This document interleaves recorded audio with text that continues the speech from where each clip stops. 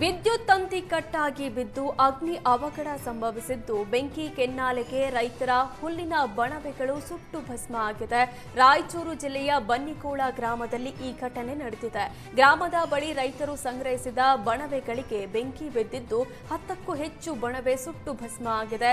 ಅಗ್ನಿಶಾಮಕ ಸಿಬ್ಬಂದಿ ಬೆಂಕಿ ನಂದಿಸಲು ಹರಸಾಹಸ ಪಟ್ಟಿದ್ದು ಬೆಂಕಿ ನಂದಿಸುವ ಹೊತ್ತಿಗೆ ಹುಲ್ಲಿನ ಬಣವೆ ಸಂಪೂರ್ಣ ಸುಟ್ಟು ಕರಕಲಾಗಿದೆ.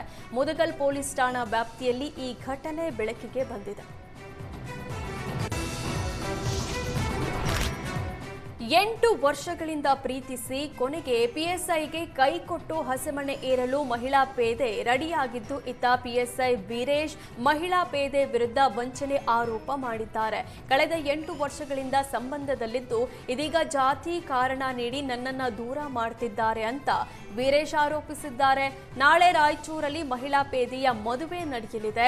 ಮಹಿಳೆ ಕಬ್ಬಲಿಗ ಜಾತಿಗೆ ಸೇರಿದ್ದು ವೀರೇಶ್ ಲಿಂಗಾಯತ ಪಂಚಮ ಸಾಲಿಗೆ ಸೇರಿದ್ದಾನೆ. ಮಹಿಳೆಗೆ 35 ಲಕ್ಷ ಖರ್ಚು ಮಾಡಿದ್ದಾಗಿ ಪಿಎಸ್ಐ ವೀರೇಶ್ ಆರೋಪಿಸಿದ್ದಾನೆ.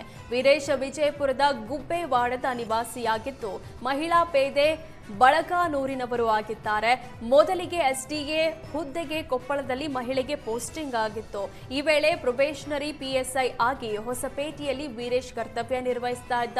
ಈ ವೇಳೆ ಕೊಪ್ಪಳದಲ್ಲಿ ಇಬ್ಬರು ಒಂದೇ ರೂಮ್ನಲ್ಲಿ 3 ವರ್ಷ ವಾಸ ಆಗಿದ್ರು. ಬಳಿಕ ಎಸ್ಡಿಎ ಹುದ್ದೆ ಬಿಟ್ಟು ಪೇದೆಯಾಗಿ ರಾಯಚೂರು ಗ್ರಾಮಾಂತರ ಠಾಣೆಗೆ ಮಹಿಳೆ ಪೋಸ್ಟಿಂಗ್ ಆಗಿದ್ಲು. ಮತ್ತೆ ರಾಯಚೂರಿನಲ್ಲೂ 3 ವರ್ಷ ಒಂದೇ ಕೊಠಡಿಯಲ್ಲಿ ಇಬ್ಬರು ವಾಸ ಆಗಿದ್ರು. ಬಳಿಕ ರಾಯಚೂರಿಂದ ಬೆಂಗಳೂರಿಗೆ ಪಿಎಸ್ಐ ವೀರೇಶ್ ವರ್ಗಾವಣೆ ಆಗಿತ್ತು. ಹೀಗಾಗಿ 2 ವರ್ಷ ಬೆಂಗಳೂರಿಂದ ರಾಯಚೂರಿಗೆ ವೀರೇಶ್ ಹೋಗಿ ಬರ್ತಾ ಇದ್ದ.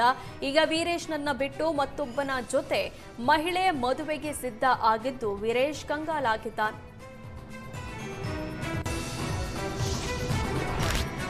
ಮಂಡ್ಯದಲ್ಲಿ ಅಪ್ರಾಪ್ತ ಗರ್ಭಿಣಿಯರ ಸ್ಕ್ಯಾನಿಂಗ್ ಮಾಡಿದ 3 ವೈದ್ಯರನ್ನ ಬಂಧಿಸಲಾಗಿತ್ತು. ಆದರೆ ಕೆಆರ್ಪೇಟೆ ಜೆಡಿಎಸ್ ಶಾಸಕ ಎಚ್ಡಿ ಮಂಜು ಬಂಧಿತ ವೈದ್ಯರ ಬೆಂಬಲಕ್ಕೆ ನಿಂತ ಆರೋಪ ಕೇಳಿಬಂದಿದೆ. ಇತ್ತೀಚೆಗೆ ನಡೆದ ಸಭೆಯೊಂದರಲ್ಲಿ ಭ್ರೂಣಲಿಂಗ ಪತ್ತೆ ಪ್ರಕರಣ ಚರ್ಚೆ ನಡೆದಿತ್ತು.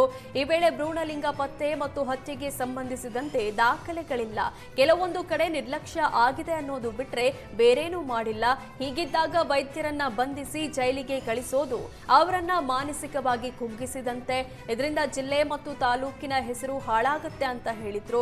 ಇತ್ತ ವೈದ್ಯರನ್ನ ಸಮರ್ಥಿಸಿಕೊಳ್ಳುವ ಬರದಲ್ಲಿ ಶಾಸಕರು ಪ್ರಕರಣದ ಗಂಭೀರತೆಯನ್ನ ಮರೆತ್ರ ಅನ್ನೋ ಚರ್ಚೆ ಹುಟ್ಟುಹಾಕಿದೆ.